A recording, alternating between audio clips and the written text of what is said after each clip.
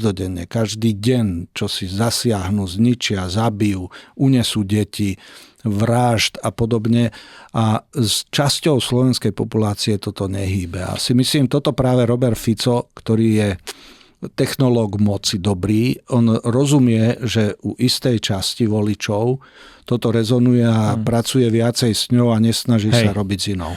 No, nielen na Slovensku, ale aj v Česku bol taký film Veľký vlastnícky výlet. Videl som ho, úžasný film. Áno, ktorý popisoval svet takzvanej komunity dezolátov a oni vlastne troch z nich zobrali na Ukrajinu, prešli sa po masových hroboch, videli naozaj rozbombardované všetko a dopadlo to tak, že ten, ktorý z nich vyzeral najrozumnejší, na záver filmu povedal v úvodzovkách, že keď príde Putin, že mu pomôže to tu vykinožiť, tak dá sa podľa vás s takýmito ľuďmi niečo robiť?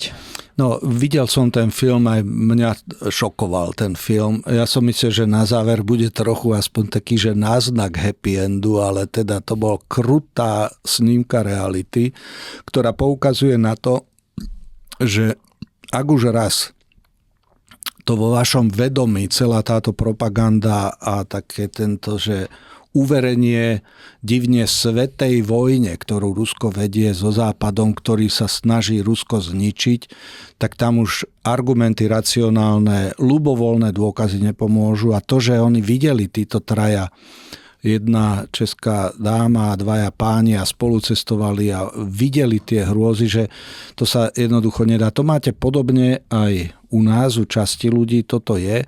A tu si myslím, že je okrem úlohy politikov obrovská úloha pre vzdelávacie inštitúcie, cirkvi, samosprávy, skrátka ľudí, ktorí sú vplyvní vo verejnom živote, či už na miestnej alebo celoslovenskej úrovni s týmto, čo si robiť. Toto sa nedá, že koalícia, opozícia, strana sem alebo podobne. Si myslím, že tu máme obrovské resty zo strany vzdelávacích inštitúcií a špeciálne si myslím, že cirkev, keby aspoň robila to, že zverejňuje, čo pápež povie, lebo pápež teraz, Lev 14. povedal, že to by bola opäť, máme v Chicagu narodeného Američana, ktorý sa stal pápežom. On upozorňuje na to, ako je dôležité, aby sa udržiavala Európa, Spojené štáty spolu, pretože 80 rokov zabezpečovali mier, stabilitu nielen na európskom kontinente, ale aj mimo. On upozorňuje na to, že unesené deti prijal nedávno Volodymyra Zelenského a v tom predvianočnom čase človek by očakával, že Rusi urobia aspoň nejaké gesto, že prepustia deti, ktoré zajali a uniesli do Ruska, alebo že prestanú bombardovať, alebo skrátka nejaké gesto ľudskosti, že by spravili.